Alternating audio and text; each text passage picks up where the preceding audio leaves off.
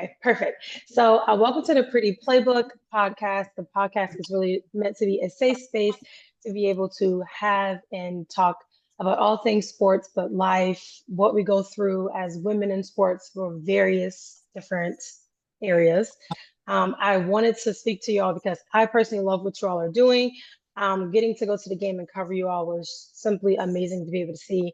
And I really think that a lot of people get it confused. They're like, oh, they're just not playing real football or they're not doing it for real.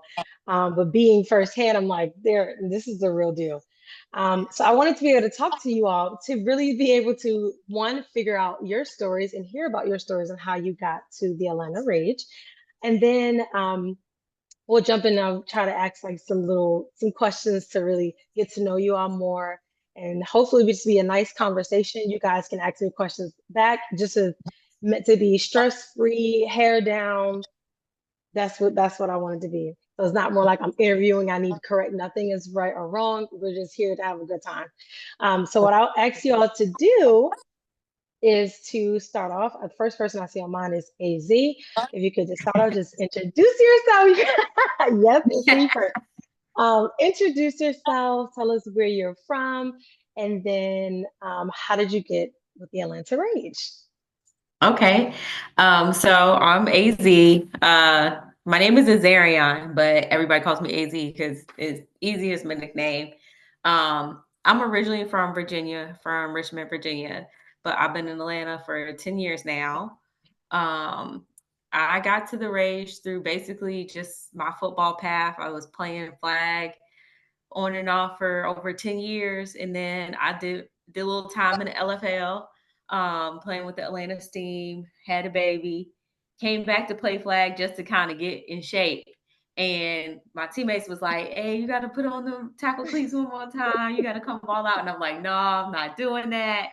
But I really did. Some was just pulling me back. So I said, okay, I'm going to give it one more try. And that's how I ended up this season. And I don't regret it at all. Wow. Well, pause on that one. Excuse my camera quality. I'm looking at myself like this is fuzzy. Guys, I don't have my webcam. So excuse my looks over here, but you all look amazing. Okay. I love that. So you said you're from Richmond? Mm-hmm. Okay. My best friend went to school at Virginia Union. She actually still lives in that Okay. area. So I'm very UU. familiar with that area. Yeah. Okay. Yeah. Okay. So you're like Superwoman. You had a baby, you came back, full pads. How? Okay, I'm let the other ones introduce before I ask my questions. I'm so intrigued. Okay, next, what I see on my list over here is Lashana. Yes, I go by a Shawnie for short. Okay. Um, I'm 37. I've been playing for like 12 years. I started off with the Atlanta Explosion, led by Mashonda Gilmore. And that team just pretty much, honestly, they won everything. I mean, at that point. So they eventually, I guess went away. And so I started playing with other teams afterwards. And what led me back to Atlanta was me, how can I explain this? I was playing for another Atlanta team, and it was a great experience, but I pretty much found myself kind of falling out of love with the game. I had broke my hand while in flight school. And so Corey, which is the head of the Atlanta Rage, just kept messaging me, checking on me, making sure I was good. And, mentally I was all tapped out because, I had invested so much into school. And, he was just like, hey, I need you, to come back with your leadership for the Rage. And honestly, that was like the best decision because I was honestly like hanging up the cleats. So, that's a little about me. I'm from Waterbury, Connecticut, but I was raised in Washington, North Carolina. So I'm like a military girl. I served in the military as well. So just a little bit about. Wow. Thank you for your service. I'm also a veteran, so that you got my vets hold near and dear to my heart. So that's amazing. So you really are a vet. You're a vet, and not just in the sense of football, but you're a vet in terms of our serving our country. I love that. Okay, twin, your turn. How you doing? Good, how I'm are you? Tamisha. Everybody calls me Hardhead. That's my nickname out there on the field. I'm 32.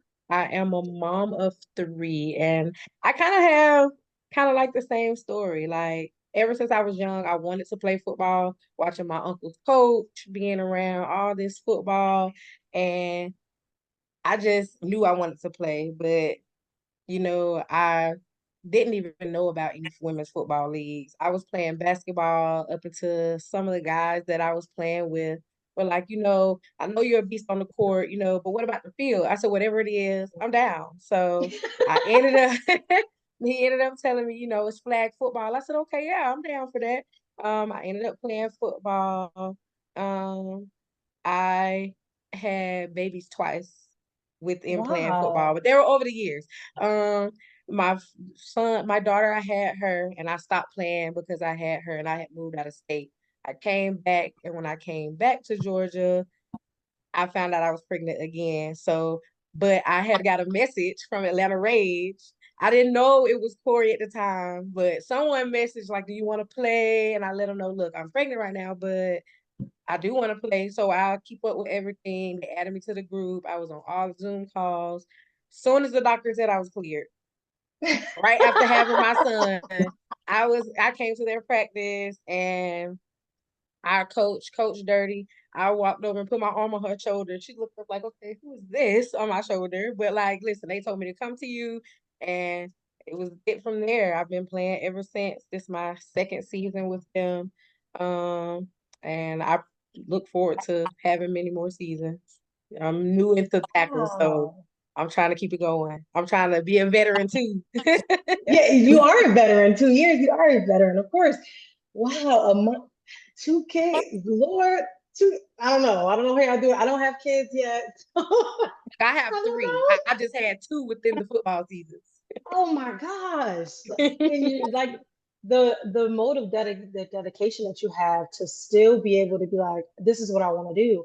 And you touched on something that was very important that I think is important is that a lot of people in general, but specifically women who want to be a part of the sport really don't know about it. I had to tell my editor, I'm like, yeah, Atlanta has a women's football team. And it was like, what? I'm like, yeah, they called it Atlanta Rage. And I sent it and I'm like, oh, this is new. I'm like, this is not new. It's new to you, but this is not new. This is something that's been going on. So I think that it's super important to be able to let people know like this is what you all have going on. But outside of that, you all are mothers, career women, like veterans. A lot of things people do not get to see because they just see you on the field. And it kind of goes the same way with men in football. They're like, oh, they're not smart, they just play football. But it's like some of these athletes hold businesses. So what do you all do outside of football? Who wants to go first? When outside of being a Okay, I mom, got you. I an got you. amazing mother. So I am in school for a veterinary assistant right now, and I am a swim instructor. I teach babies and toddlers and kids and adults how to swim. So that's what I do outside of football. Yeah. Yeah, do you teach your teammates how to swim? I haven't taught any teammates, but I have one of my teammates, her daughter. I teach her how to swim. Wow. Okay. I love that. My mom's a lifeguard, so I didn't learn how to swim from her, but I But should you have, you right? had some pointers somewhere in there. Just don't drown. That was the point. Don't panic. Don't drown. You can do it. Okay, we'll figure it out. Definitely. That's it. Okay. That's all it takes.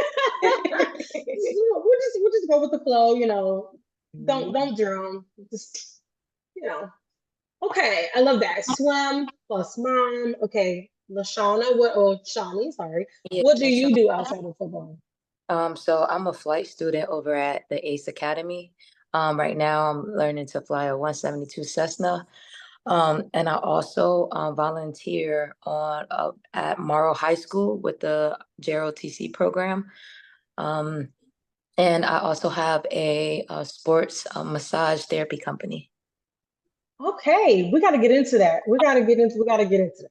I know Yeah. you mentioned flight school at the beginning. So how did you get into flight? Like what led you to being in that field? Honestly, like in the army, you know how you always see those warrant officers not doing anything?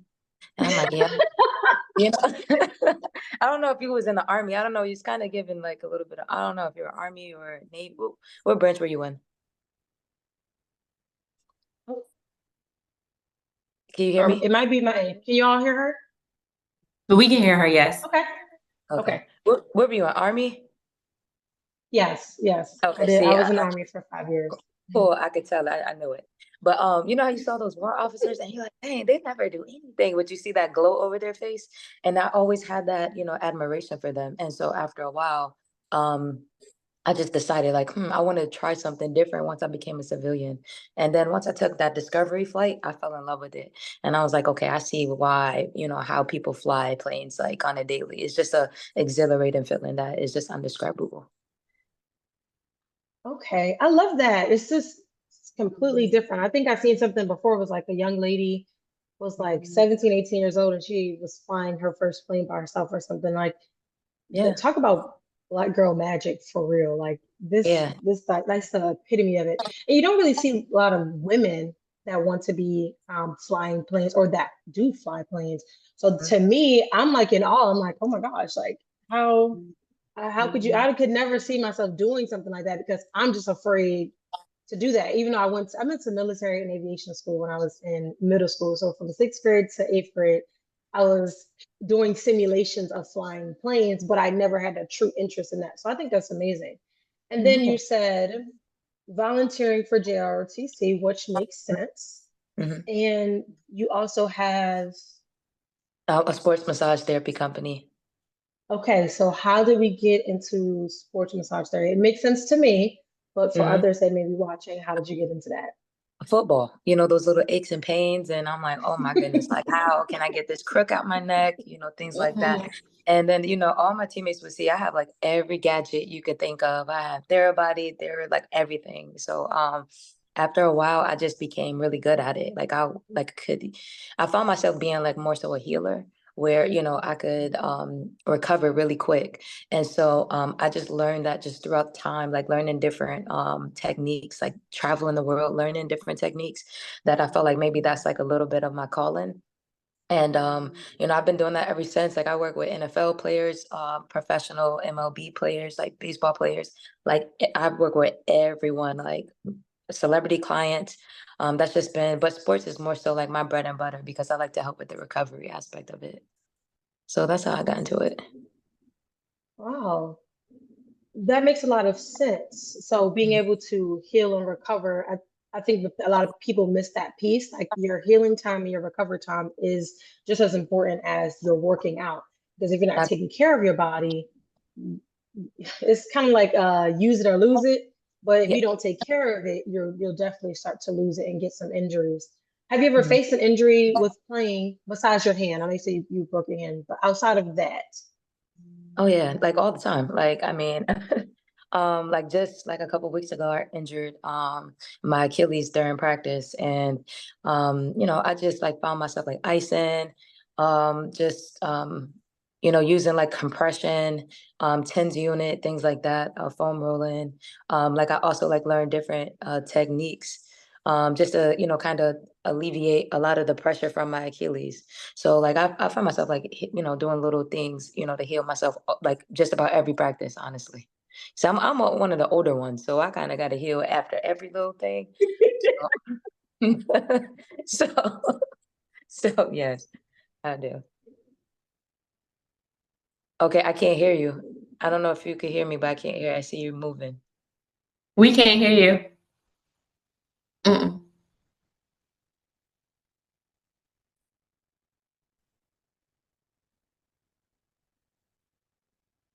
Okay. What about Okay, now? we can hear you now. Okay. Yes. I was trying to be professional, have the headphones, and the headphones don't like me.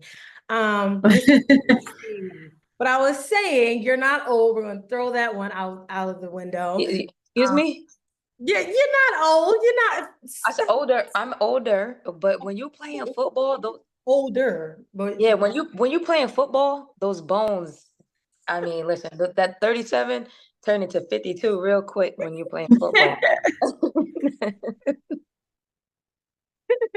Okay, so 37, but 52-year-old bones. Got it. All right.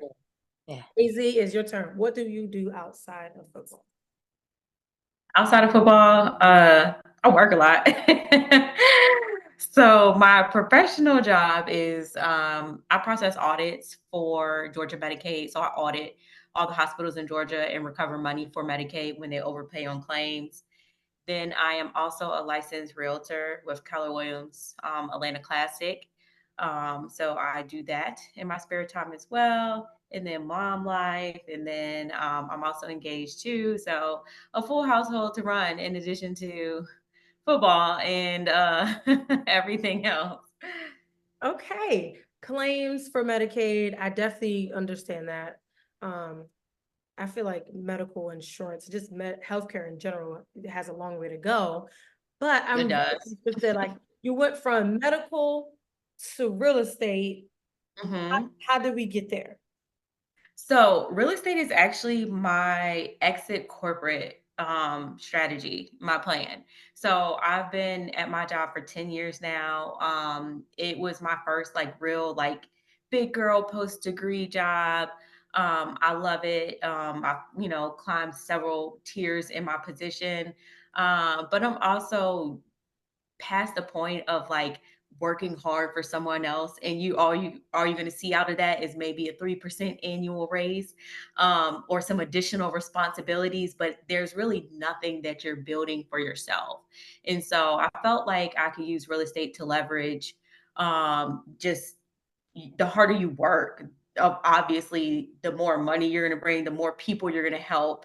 And it really came out of a need. So my partner, we have a few properties in Ohio. He's from Ohio. So he has some properties in Ohio. He also has a property in Alabama. And, we're paying property managers to manage that property. And I'm like, I can do this, and so then I started to look into property management, and I realized if you manage more than one property, you actually need your real estate license. And so, more than one property that's not your own. And so I was just like, you know what? Let me go ahead and get my real estate license. And then it just, once I actually started studying real estate and I passed the test and I went to the Keller Williams office, I'm like, I actually do want to buy and sell houses too. And then eventually start my own property management group within the next 5 years. So it is really my way to get out of the corporate rat race, and build a legacy. My daughter's name is Legacy. So build a legacy for Legacy, something for her to, if she wants to go into the property management group or, real estate or something like that, then it's a natural transition. It's something for her to pick up. Okay. I love that. Legacy for legacy. That's so Yes. cool. Okay. What did you get your degree on? I see you had, I believe that's your degree behind you. My degree is in psychology. So is I have a mine. So bachelor's is in mine. psychology. Yeah, okay. So my bachelor's is in psychology and my master's is not. So I'm Yes. hopping around. I do want to do everything. Yes, exactly. Okay, I love that. So real estate, we got healer down here.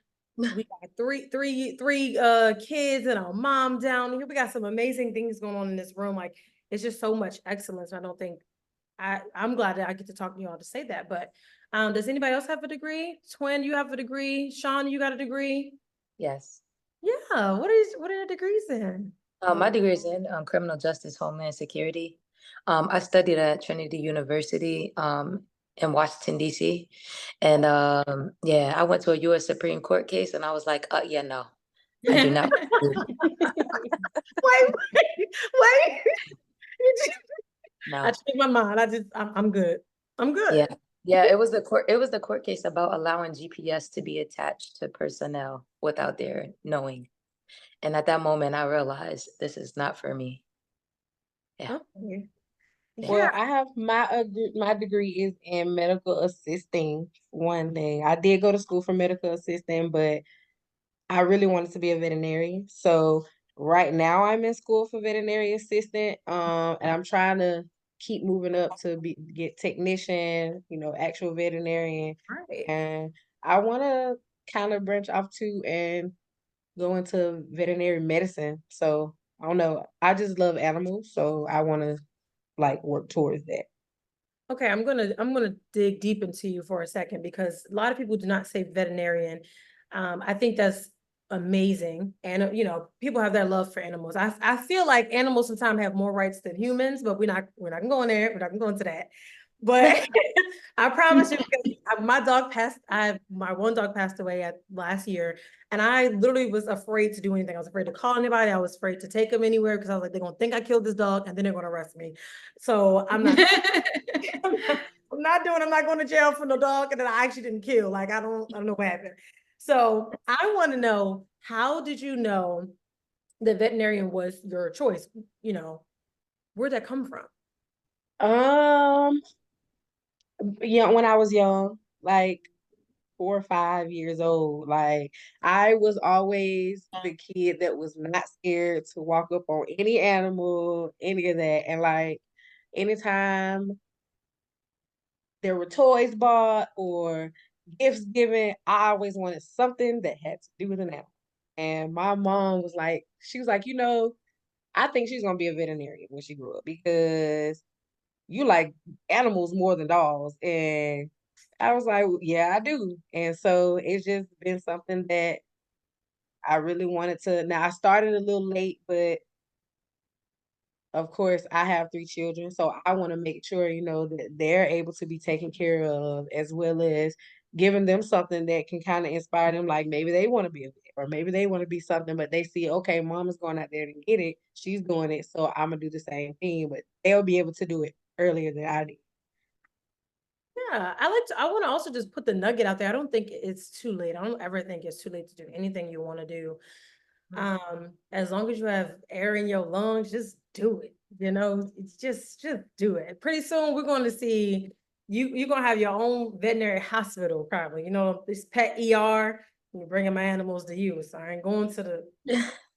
That's it. I got y'all. Look, team veterinarian, veterinarian for the people. I'm here. Yeah. Okay, so you guys are like you work full time. We got 2 full-time parents. Shawnie, do you have any children, godchildren? No children. No. Okay. 0. No, none. Exit. No. Okay. No. One days. I didn't want to exclude you. I didn't want to No, that's fine. I just stayed over here real quiet and looking around. No. Okay, do you have any animals? No, my dog passed away right before the season started. Yeah, he had cancer. It was a little Frenchie. Yeah, he passed away. So no, AZ. I have none. Oh, okay. AZ, do you have any animals? I know you have, Yes, I have a dog named Legend. She's a girl though. It was supposed to be a boy dog, and I just had the name Legend already picked out. So we just kept her with the same name, but she's like 7 months. When we got her from the adoption agency, they said that she's a black mouth cur, but she's definitely not. Um, so we think that she's like a Jack Russell, but we know she's mixed, mixed with something. But we love her. She's like a toddler. I love her, but she get on my nerves too. Yeah, of course. Of course. I've had my own sort of like, oh, you adopted. So I adopted him. Like, oh, this is a labradoodle. And he definitely was a schnoodle. It was not no lab in him. Okay. It's like y'all just throwing labels on animals because And, this looks like and they are. Are we sure about that? Who told y'all that this dog was this? Like, I don't think so. Okay. I want to know, as I know, let's talk about a football story. I want to know who has the most embarrassing or funny. It doesn't have to be, sometimes embarrassing is funny, but the most embarrassing or funny football story. So something happened to you, you did something. It's hard head. Come on, It's definitely me. Definitely me. So last season was my first season. Oh, I am a defensive player. I had not practiced a lick on offense. I was thrown out there on offense. And I was just in my head, I'm just like, please don't let me mess up. Please don't let me mess up on the offensive line. And the play started out okay. There was a fumble.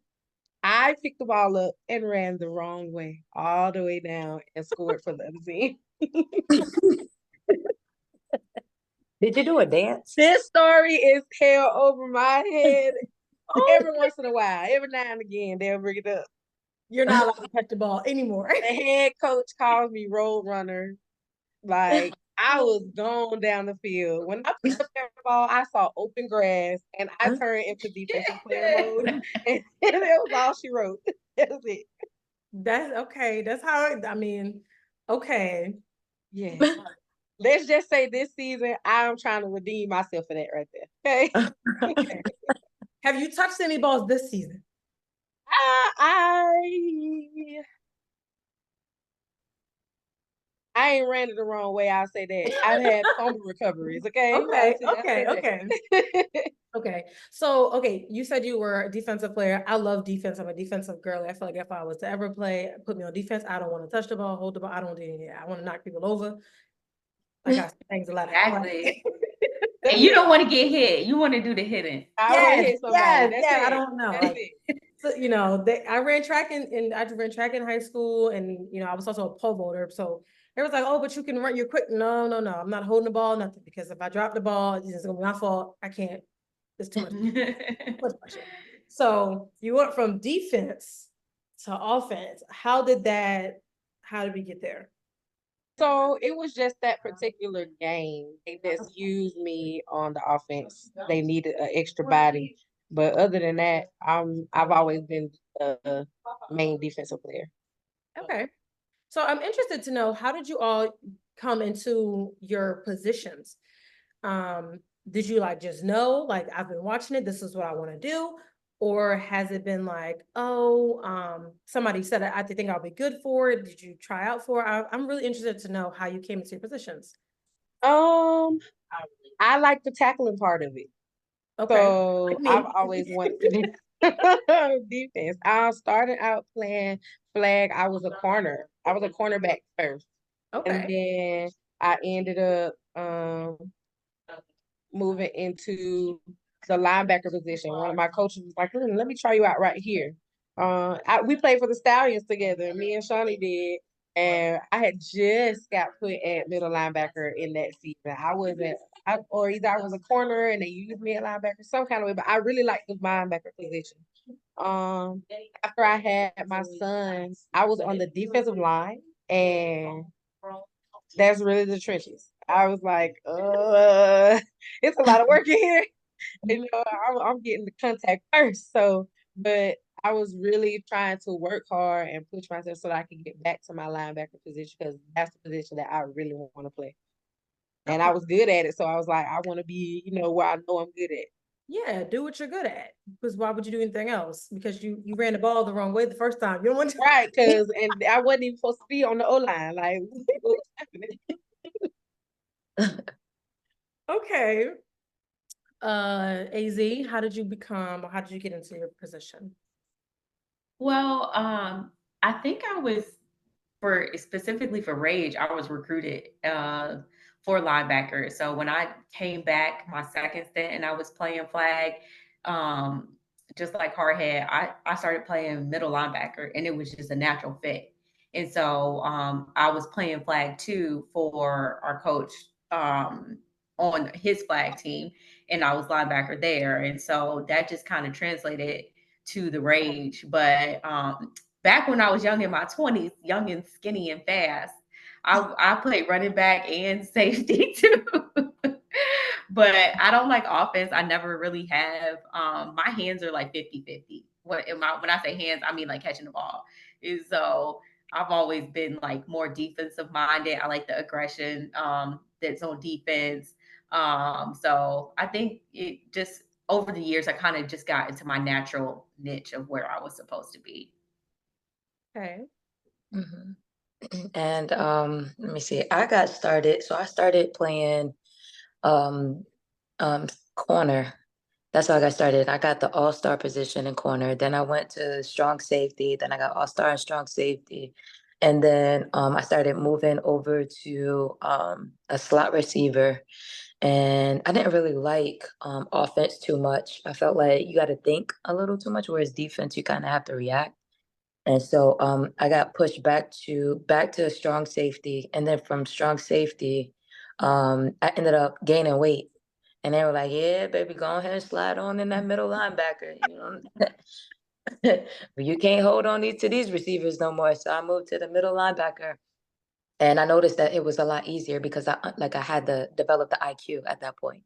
And so ever since then, I was an outside linebacker, and then I got pushed to the inside, and then I just stayed there. It's just easier. Okay, let's talk a little bit more about the actual position of linebacker, because you said that you got the IQ for it. So most people would say when it comes to linebackers, you guys are the leaders most of the time when it comes to the defensive line specifically. You you have the view, so you should be able to see more and be able to just, you're more with the strategy. So enhance my definition of it for those who may be watching, or just in general, just to say, what makes a great linebacker to you? Well, to me, a great linebacker is someone who has a relationship with the line as well as the DBs. You have to be able to communicate effectively and fast. You have to know, especially with the line, you have to know like what holes, they have to plug up, so that you could, take on the opposite. You also have to honestly be strong, because you got, really fast fullbacks, fullbacks, you have the tailback, and you also have the offensive line coming at you. So that takes like a lot of power and strength, because once it's past you, then you have the DBs who are now having to take on these big tackles. And if they're not able to, then that's a touchdown all day. So that's why it's really important for a linebacker to have an IQ, because we have to understand that we're really like in a sense, where the last line of defense in a way, for for the tackle. Okay, anybody else want to add? Well, I guess kind of piggybacking off of that, since I'm still, this is my second season, so I'm still learning. Of course, with Shawnie being, a vet in the game, I'm still kind of learning from her as well. Like you said, she was called back for her leadership, and she's shown that. And kind of she gives tips along the way, and of course, like you said, we're the leaders of the defense, so of course we have to communicate more. We have to let others know what's seen, where we have to basically help adjust the whole defense if it need be. So I'm still learning, but of course, communication being a big part of being in that position, most definitely. Okay, AZ, you want to add anything or no? I agree with both of them. Communication is really the main thing. Like, just echoing the play from the sideline, and making sure that everybody from the DBs to the line to the safety know what type of coverage that we're doing, and just having that IQ. Sometimes, it's not even just echoing the call from the sideline; it's calling the check. Oh, they came out in trips. Oh, we got to check to this, formation.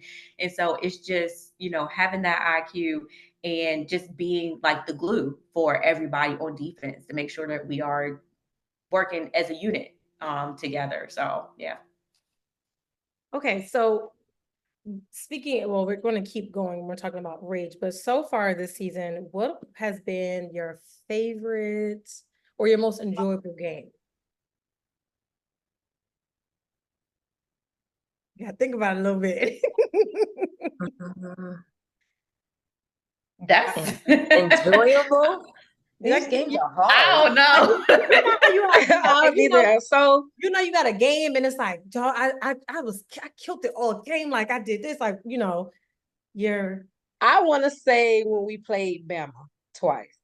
That's what I was That was thinking. big because last The season, Bama home game. they were one of our hardest opponents, and of course, we didn't play our strongest in the last season against them. But this season, it's like the team came together and like did their jobs to where we were able to beat them twice. Of course, they say you can't beat a powerhouse team twice. You can't do it. It's like it hasn't been possible, but it's like that was something that we proved could be done. We did it at their home and at our home. So we did it with both advantages, or with an advantage and a disadvantage. So it's like I think that was two of my most enjoyable games. Okay, that seems to be the good answer. That was a really great game though. I was there and I was like, phone died and everything. I said, hold up. I didn't I enjoy like that the game Virginia at all. game, but I just feel like that game was just fun. She said, I didn't enjoy the game. So, excuse me. Oh, okay. That was not a team vote. Okay. Well, that's what I was gonna say. Like, okay, I'm trying to think. Derby City, no, them hits was hard. Like we be having to hit. Yeah. We was hitting. So Yeah. my mind was like Virginia, but that was a little bit too easy.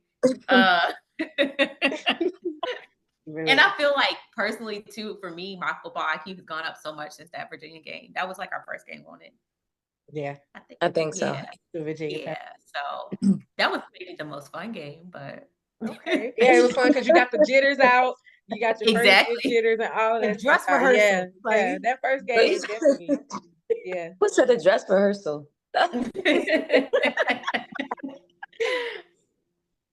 Yeah. Okay. No, North Carolina was the dress rehearsal. I don't know what that wasn't even a practice. Oh my God. Okay. So we can say some teams in you all's league does need some more formulation. I think you guys have a great well-run system here. I specifically for me, I've been in different places. I've seen different teams and everything, and you guys have it's great for y'all to be in with the second season, correct? So and I've seen some other teams that are like real scarce, like you got like 13 players and like you both your players they gotta play both sides of the line. Like what's going on? We can't we Yeah, can't this is actually one of the best well-structured team I played on. When I say that, I mean down to the uniforms, down to the film, down to the making sure we're fed, down to the, just literally everything about it is just so well structured. We really don't have any worries. We just come on the field and play for the most part. So, and I could say that this is definitely, and then even with the players, if, it is someone that plays both sides of the field, it's because of their skill and their desire. It's not because they have to.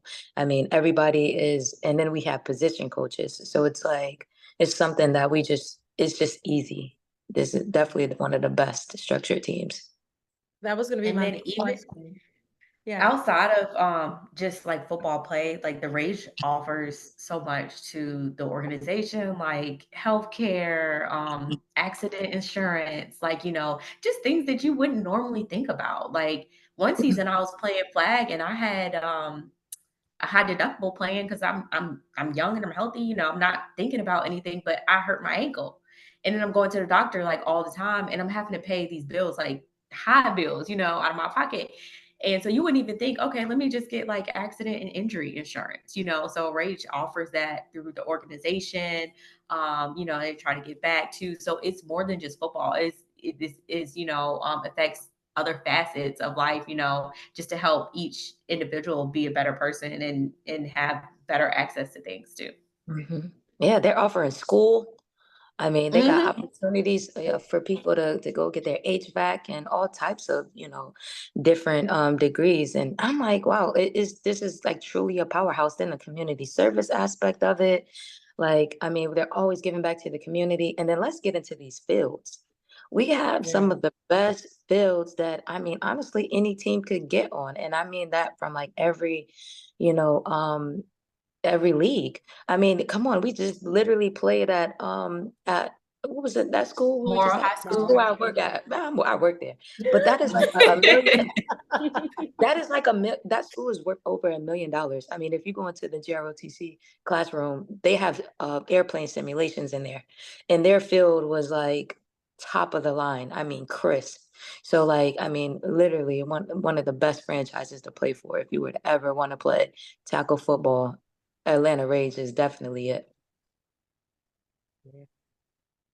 Twin, you came off mute. I thought you had something to add. Listen, it's just I was gonna piggyback off of the community service and stuff like that. Like you have people on the team that do a lot of stuff like that, and they help out. Like one of our linebackers, she works on cars, so it's like we have that to effort. Like I said earlier, one of my teammates, I teach her daughter how to swim, and I have others asking, how's it work, trying to get their kids signed up. So like everybody can help somebody in a way. Mm-hmm. So do you guys have a motto for the team? No, do we have a team motto? So what's the Rage mission? Do anybody know? What's the mission statement? I ain't gonna tell y'all.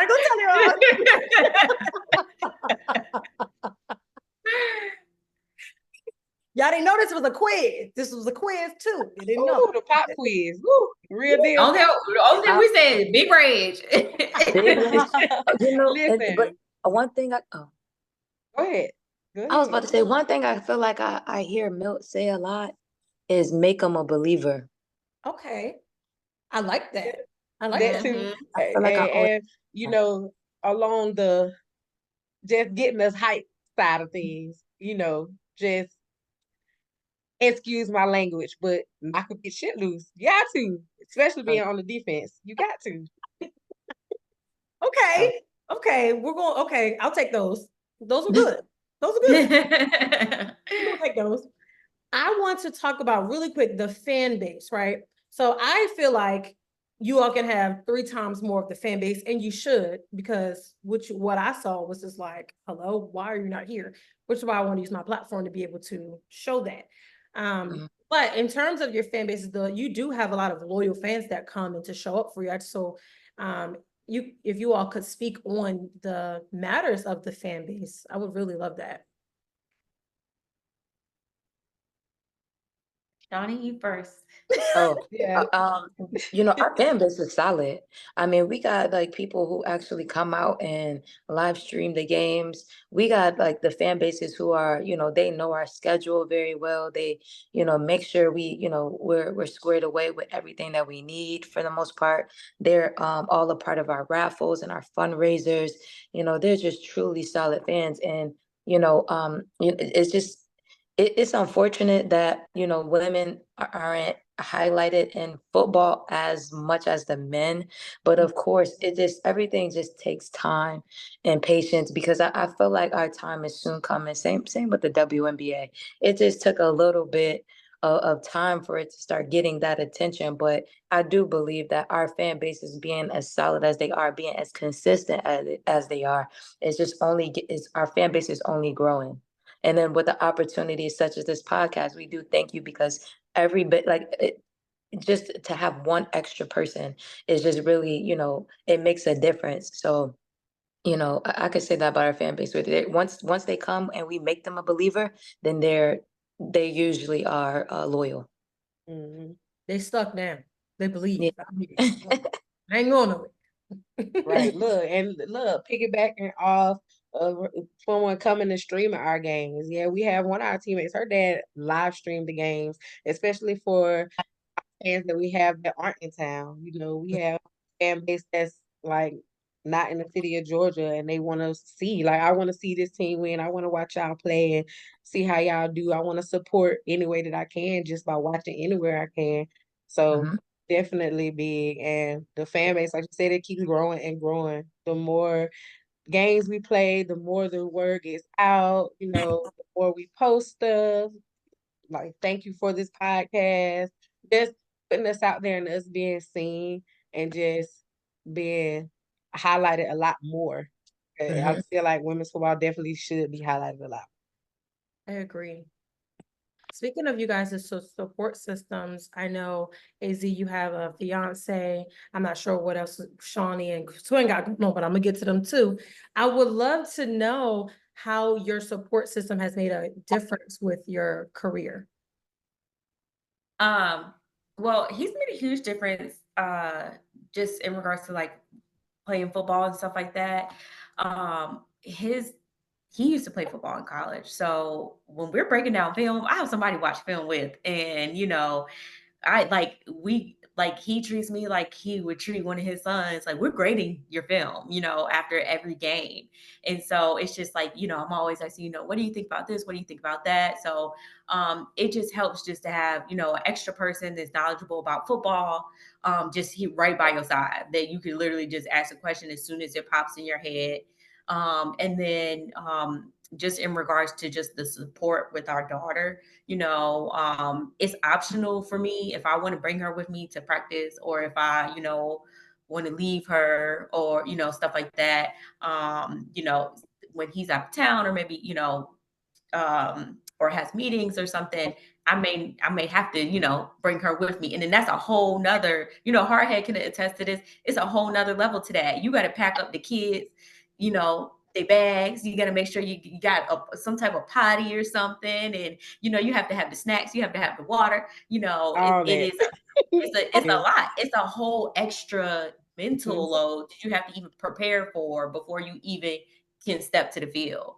And so just having that, it just helps me where I don't, sometimes I don't always have to, if she want to come, she's free to come. If I'm okay with her coming, she can come, but I don't always have to like take her back and forth with me. So that helps me a lot. And then just the encouragement, because it is time consuming. Sometimes I do feel a little guilty.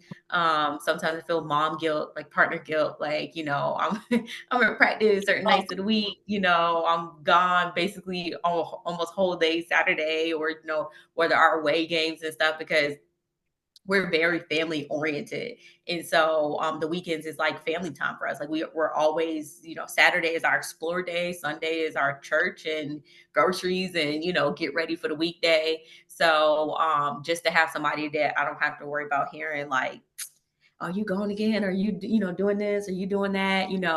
It helps me to be a better player, on the field, because I'm not overly frustrated. And I know that I do have a support system, that both of them are coming to my games, and that, Legacy can actually see that for me, that what's really important, like as I go further and further into like motherhood, because my daughter's 4, is that just because you're a mom don't mean your life stop. A lot of women become moms and their hobbies and their interests go out the window. And when your children are really young, a lot of times you do have to put things on pause. Because I tried to play when she was like 3 or 4 months, and I just couldn't juggle it. And so, I had to wait until she got a little older, and then I came back. But just to be able to know that you can still do everything you want to do. So he does play a critical role in making sure that my hobbies, my interests don't take a back seat to being domesticated, basically. That's a round of applause, honestly. And I love that you said that becoming a mother does not mean that you have to essentially lose yourself or your interests. And I think that's really important when you communicate that, or, when you can actually show like you're living proof. And so were you, twin, like you all living proof that you literally can do whatever you want to do, and you have the support to back you up. So I love that. Yeah, it's so inspired. It's inspirational. It's Okay, twin, we're gonna just call on you since you're the other mother of the group. Don't worry, Shawnie, I'm coming to you too. Don't worry about it.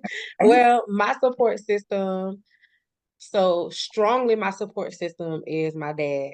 Like everything. He's one of the ones watching the live stream when he's in town. He lives in Tennessee, so when he's in town, he'll get tickets for me and come to the game. He creates highlights for me. Like he'll watch my game and take my videos and make highlights. He makes like little player cards for me and stuff. Like he'll just send me something like, look at this. He's always been a big support system. My mom helped out all last season. She was bringing me to practice. She was keeping the kids on the side while I was practicing. Like she was a big help. Of course, our linebacker coach, when I first came, like I kind of felt like I had to put in more work because of course I'm just coming in. Everyone else has already been here. So it's like having her knowledge and her leadership with teaching me things and, showing me how it goes, like how I'm supposed to do it. She's been a huge support and, she helps out a lot. It's just it's good having the little pieces that I do have, because some people don't have a big support system, like smaller support systems. I feel like as long as I know I have somebody that like, I want to see you do great. I want to see you do this, keeping me in check, like when I'm getting outside of myself or getting in my head a lot and bringing me back down, like, look, next play, you messed up on this one, fix it on this one. This is what you can do to do it better. Adjust to do this, like, and a lot of my support system helped with that. My kids, I was at a practice and my daughter, we blew the whistle. My daughter is down in her stance and running the ladder and stuff. So I was like, my kids are watching me do this. My son, voicefully, I want to play football, mom. Like, I want to play flag, I want to play tackle. And he was really heavy on basketball first. So it was like, it was a complete switch. I said, I'm gonna put you in basketball, football. He said, no, I just want to play football.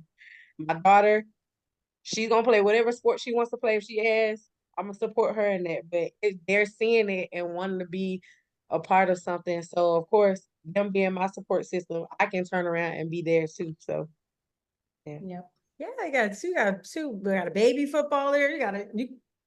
Girl, just football is about that munyon, okay? Listen, okay, listen.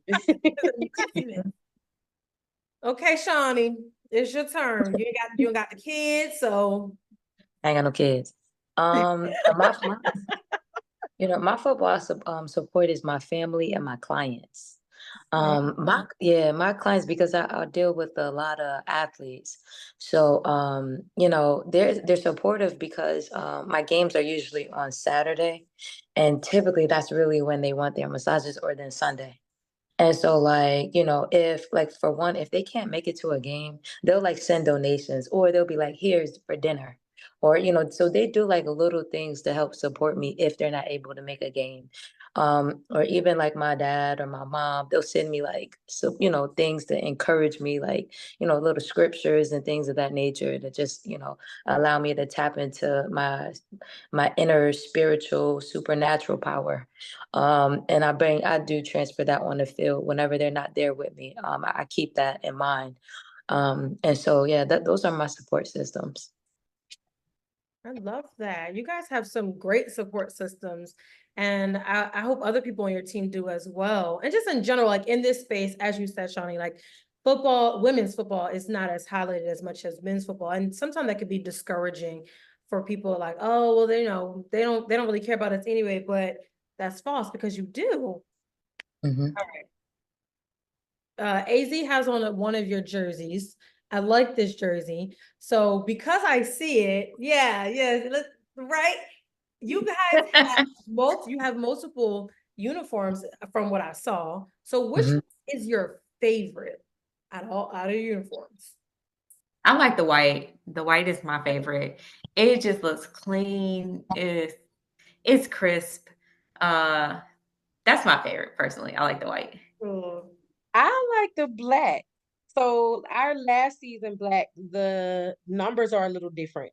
Like, I like the black jersey with the black numbers and the yellow outline. Like, that's really dope. Last season it was yellow with a black outline, and they switched it up. So I really like the black. The black is it's crisp for me. I like the black. Okay. I like the gray. Even though my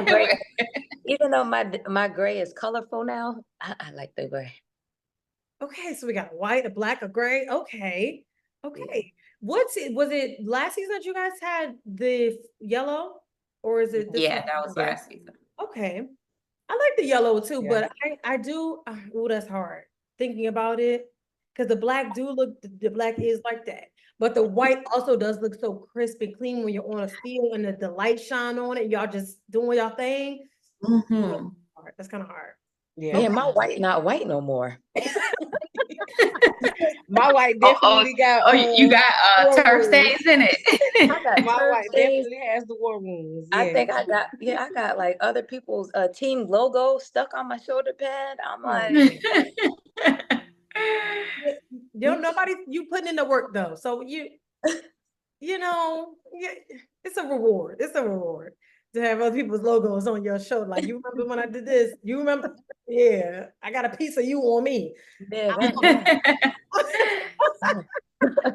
Okay. Okay. Definitely. So that's a mean hit right there. Yeah, you putting in work for real. You was doing it. You I did gotta get it before her head, dude, because we be over there fighting for tackles. Neck and neck.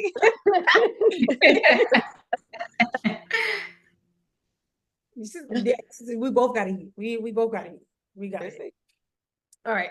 Do you all have, or who is your favorite? Let's see. I won't say favorite football player. It can be male or female. I want to say favorite linebacker, but sometimes your favorite player is not a linebacker. So, favorite player. My favorite player is a woman's football player. It's gonna have to be probably Carla Odom.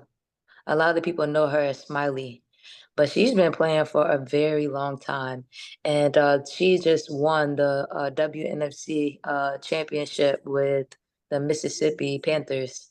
And I'm gonna tell you, her hit as a linebacker was probably that game winner because Texas was about to score in on a third down, and she came down and made that hit. But she's been consistent every single year since the beginning of when she started playing.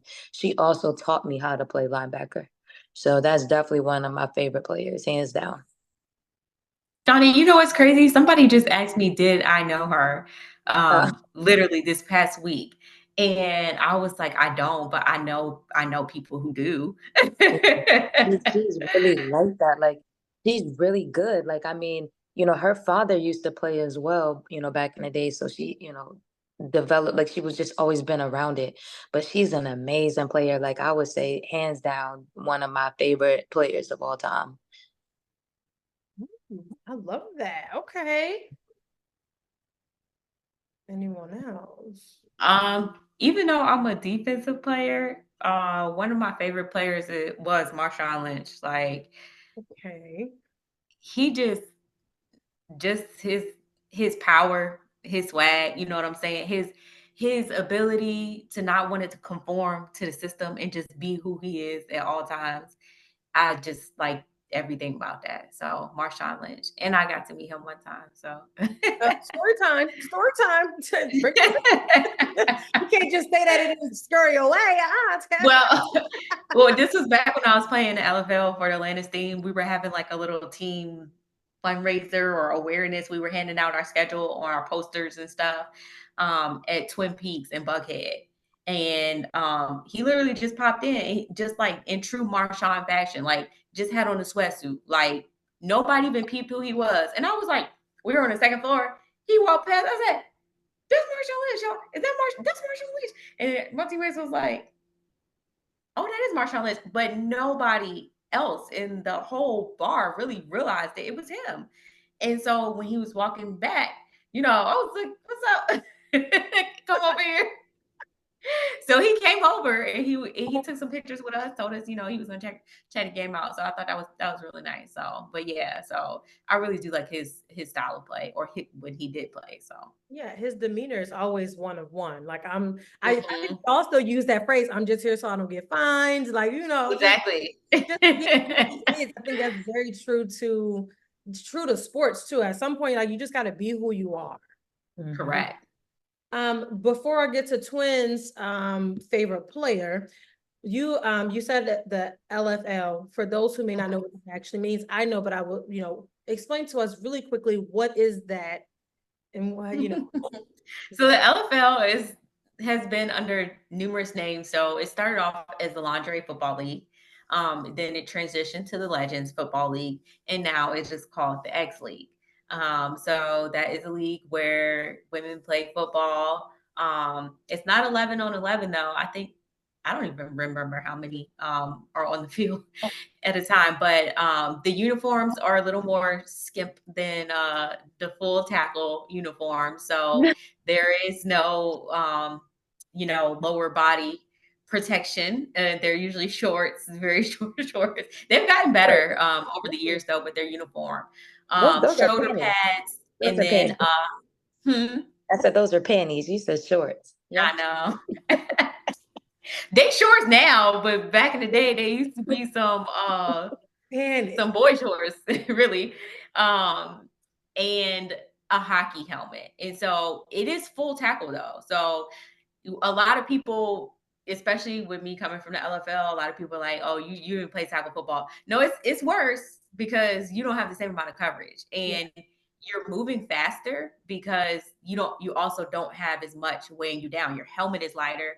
Your shoulder pads lighter. You don't have on the pants, the pads and stuff like that. So you're a little more agile. The arena's smaller though.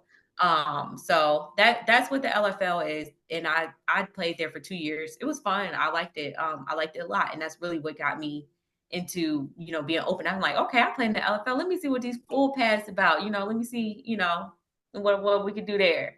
See what these clothes about. Yeah. Let me see what my clothes. Let me see how I can play with clothes. I didn't have a child when I was playing the NFL. Okay, I was sick when I was young, so I ain't mind the little tackles being out. Okay, you want to send me a photo? I'm adding this to the edits. We're gonna, as soon as you start talking about it, I'm gonna post that picture. Like, look at her. Yeah, that was before. Yeah. Okay, that was before. Yeah, and she's still bad now. Okay, thank you. Hold on. Okay, so you had fun, but do you like where you are now compared to the LFL? Absolutely. Yeah. The LFL was fun. It was a lot of fun for my younger self, but now like where I am now, I do like the full pads. I like it. It just the 11-11 having the full field, the expense, the team, the larger team. I do like it. So okay. I'm surprised Shawnie didn't come in and say you like it because you had on clothes, but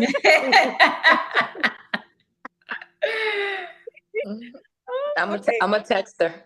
Okay. I want that photo though. I'm gonna be like, Coach, she owed me a photo. Okay, Twin, who's your favorite player? Any excitement around your favorite player? So of course, I'm my favorite player because you better. Because I really feel like from the first season to now, and just like overall, I feel like I've set goals for myself, and I'm actually getting these goals. I'm actually like fulfilling them. So of course, yeah, I'm my favorite player off top. But if I did have to choose someone, my favorite player is Troy Polamalu. Okay. Oh no. Now we talking. Listen, Troy Polamalu, I watched him growing up, so it was just, I don't know. It's him. It's him. You know what? As a Steelers fan, I do accept that answer. Okay, the only other answer that I probably would have accepted is either the bus, as in Jerome Bettis, or TJ Watt. But I'll accept that because Troy is a true legend. Troy is a legend. Yes, definitely. Hands down, one of the best players that haven't met yet. I'm going to one of them Head and Shoulder events. So I'm be like, Troy, is that true? Listen, manifest it. You're gonna meet him. Just put it into the air. Yes, I think he just got a haircut the other day, didn't he? Oh wow, Shawnie, I didn't ask you to kill the dream. I'm just just April Fools. On July 7th. Okay, all right. So we talk about your favorite players, your favorite uniforms. We talk about funny, embarrassing moments. I want to now, I know you guys have said it throughout multiple of your answers, your favorite parts of being a part of the team, but just in one solid answer. What is your favorite part outside of playing the game of being on the Atlanta Rage? Something that will make that you would tell somebody if they had an interest, like, oh, I think I wanna, but I'm not really sure. And you say, well, this is what I love the most about it. I'm gonna say fellowship. And the reason why I say fellowship is just because like a lot of times when you get to women's teams, it could be very catty and a lot of negative energy. And you don't really feel that with the Rage. Like it's just always, just positivity, and it's easy to connect with the people that are beside you, especially in your position group. You know, it's just like you got many families in the big family. Like, you know, you got your cousins over here, the sisters over here, you know, and it's just like it's the fellowship, you know, because I feel like even after the season is over, you still got people that you texting and you talking to. You know, it wasn't just football field, you know, that you're now considered like friends or sisters, or like, okay, you like my cousin now. So I would say fellowship. Love that.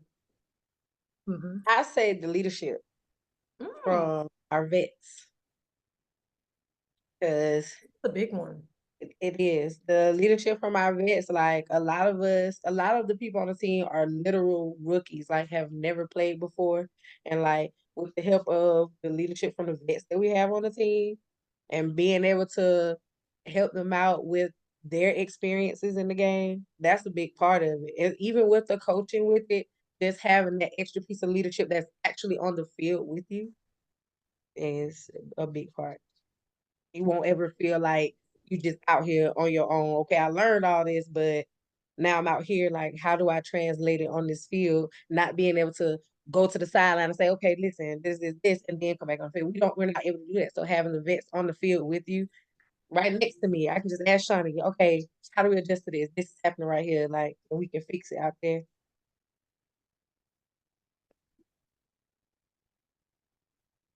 Sean. I would say honestly, probably the ownership. Um, the ownership of this team is just so like top of the line. Like he's so like this, and this, you know, so well organized. Down to even to the coaching staff. Like he has everything, like have position coaches have, you know, and it just makes sense. He has the itinerary. And it just makes football just so easy. Like, and I could appreciate that because that's just one less thing that we have to stress about going into the game.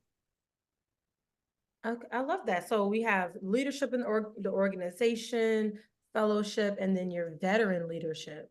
So before I let you all go, I'm gonna ask you probably like two more questions. So I don't want to hold y'all hostage too much longer. You're like, what is she doing? Okay, so Twin, you mentioned a little bit about a person coming in and being rookies, right? So just say for a person who is really interested, really never played, you know, tackle football before, maybe played a little bit of flag, what advice would you all give to them as they are seeking to now be on a tackle football journey? Well, of course, if like say if they do have flag experience, I want to say it's not an easy transition from flag to tackle, but with coming in, having a mind of wanting to learn and want to gather information and not coming in headstrong, like, I got this, you know, I don't need the help. All I got to do is see it and then I can do it. As long as you're coming in being coachable, yeah, that helps a lot. And not feeling like you too arrogant to learn from your leadership or you too arrogant to learn from another player because you feel like, oh, we both on the field, so we're on the same level. I listen to a coach before I listen to you. You have to be able to be coachable from all different aspects. Because for me, I would want to be coachable from different aspects. So like I said, coaches are on the sidelines during the games. So of course, having those big pieces on the field with you that actually have experience, they can help you out there. So I guess to sum it all up, just being coachable and, you know, coming in ready to put in work, be intentional with everything that you do coming into it. Mhm. Good answer. It's a really good answer. Coachability is probably one of the things. If nobody can't coach you, then what we gonna do with you? Mhm. I say to, you know, to not be afraid, have the heart. The heart is everything when playing football. You know, as far as like, you know, not having any experience, like Twin said, they're gonna teach you. You literally learn everything from scratch. Even, you know, you've been doing it for however long, you're still gonna go through the A, B, and C of the drills. Every team is different. And so, you know, they teach us to be open so that we're able to adjust And with that being said, coming in, you're out of shape and things like that. Don't worry about that. There's activities that we do, such as training camp and all these things that are fun, but also get you into shape and also, teaches you the game. So I say just, if you come in, if you want to play football, just have the heart to do so, because they'll teach you from literally from zero to where you need to be. Be dedicated. That's a big one. Yeah, that's a good one. Yeah. They both they basically took my answers, because I was gonna say just make sure you're coachable, and then confidence. Confidence is huge in tackle football. And I'm not talking arrogance or cockiness. I'm talking confidence when you step on that line and I know I'm the big bad wolf, and not being scary. Because if you're scary, you cannot play tackle football at all. Like, it's just not for you. And that's really how you get injured. So you have to believe you could do it in your mind. If you want to be a tackle football player, you just have to know you can do it. If you have any doubts about it, then it's just not something that you should sign yourself up to do. You should stick to flag if you are playing flag. But that's the main thing, is just really believing in yourself, because believing in yourself will take you so far. Like, even if you don't play flag, and just, come in off the streets, because I played tackle first before I did flag. And I knew nothing about it. So, like, even if, you don't know anything, you just, say, hey, I always wanted to play, give it a shot. Like, come out, like, you don't have to worry about anything other than just having the determination to learn. Like I said, they teach you every single thing you need. And so it does make it easier. It's easier to go from tackle and transition over to flag, in my opinion. Because tackle teaches you the right way to do things, and then in flag, because it's contact, then you know how to break down and do all these things. So I suggest, even if you not have any experience with the determination, you will learn. Okay, so my other question will be, how could someone get in contact with you all if there's, wanting to get involved with the organization as a whole? How could they, get involved? We have everybody. I'm sorry. Yeah, our social media, at Atlanta Rage, on IG. I think Atlanta Rage, all of that, yeah. all of it. Facebook. Facebook, TikTok, yeah, Snapchat. Definitely a big social media presence. Like, quickest way to probably get in touch, most definitely Facebook, IG handles. And of course, I mean, if somebody that really is dedicated and wanted to really join in, of course, word of mouth, coming to the players, or if you see a coach, come to a coach. Like, look, I've been looking to get it, and it just starts with opening your mouth, like saying something. Yeah. Yep, Corey Milton. He's a huge recruiter. So you should look him up. Yes. I mean, he'll respond to you in like probably like 5 minutes. Like, Yes. I think he probably sits on his computer. I think he has like 3 screens, and for sure he's gonna respond back. It's so many of us. But for sure, Atlanta Rage Football, Atlanta Rage, is how you could reach out to us. Last question. What does football mean to you? I know you start off with that question, but I wanted to end on it because we had this beautiful, well-rounded conversation about football, where you've come from, where you are now. So to sum it all up, what does football mean to you? For me, football is my outlet. It's really my way of letting out, my aggression. Because I'd be wanting to smack up, but that part. But, truth be told, it's just so much to lose. And then, fighting ain't even the same no more. So it's just an outlet to be able to let out my aggression and to stay in shape. And so football is really like, it's just a part of part of my life. It has become something that's grown on me. And so when I say it's a part of my life, it's football's everything. Yeah. Well, for me, what she just said, it literally is an outlet of stress relief. But for me, football is also, it has brought a lot of opportunities for me as well.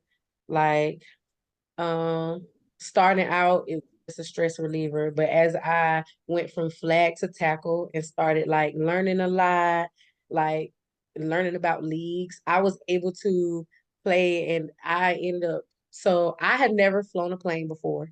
I had never been out of the country, any of that. Like just within playing football, I got my passport, and my first plane trip was to Bogota, Colombia, playing for the WFA international team. So I was introduced to that, being able to play in Colombia, about to play in Mexico and Amsterdam next. Like I say, it just opened big opportunities and to show that there is a lot out here when it comes to football. And it definitely makes me feel like, okay, look, even having my kids, it didn't slow me down. It didn't stop me. I was strong. I'm doing this and still have time for my kids. Like, it just, everything is just well rounded. And like I said, a big opportunity. I was able to be brought into super special experiences. Like, who would have thought I would have been playing on an international team, like meeting all these other women in football, like a lot. So football is just, like my best friend told me, that football is my passion. She was like, "It looks good on you. It's your passion. That's for you." So yeah. I agree with Hardhead. I feel like I have a two-part answer. So, for my 20s, football was really, exercise and, friendship, fellowship. And also a release of aggression, because you just can't go around knocking people out and stuff. But as now that I'm in my 30s, for me, football is that, but it's also about, the legacy, helping the next generation of girls. When I was in high school, we didn't have flag teams, we didn't have teams. Football was not a part of the Olympics, USA didn't have a team. And so for me, what I would like to just transition into is helping the younger generation live their dreams and possibly get monetized off of it, whether it be scholarship, being paid to play and things like that. So really just a childhood dream that has come into fruition throughout my life, and now helping other young ladies maybe attain their dreams as well. This has been such a great conversation. I really love all of your answers, especially, what football means. Because I think that's really important to be able to show like why you all really do this and why it means so much of you to actually put on a helmet and pads and get out there and really show your skills. So I do want to say thank you so much for being on this podcast. If you want people to follow you, tell me your @name. Tell them where they can follow you and keep up with your journeys. And if they want to ask you all questions, where can they find you? Let's go. AZ, let's start with AZ. Where can they find you? Y'all can find me on Instagram at AZ, your favorite realtor, or your fave realtor. And then I'm also on Facebook, Azarian Johnson. Okay. Shawnie, where can they find you? Yeah, you can find me on IG and Facebook, Shawnie, SHAWNIE_36. And my Facebook is Shawnie Irvin, ERVIN. Okay. Twin, where can they find you? Most definitely they can find me on Instagram, play55__ATL Rage. Or, they can find me on my Facebook page, Quenisha and Clay. Those are both of my profiles. Okay, so we have your social medias, we know how to find you. Once again, thank you all for taking your time to really sit on this podcast and to really share about you all, your journey, your paths. And I wish you the best of luck. I can't wait to see y'all again. I don't know when it's gonna be, but I'm gonna be there. Are you coming to our game? Thank you for having us.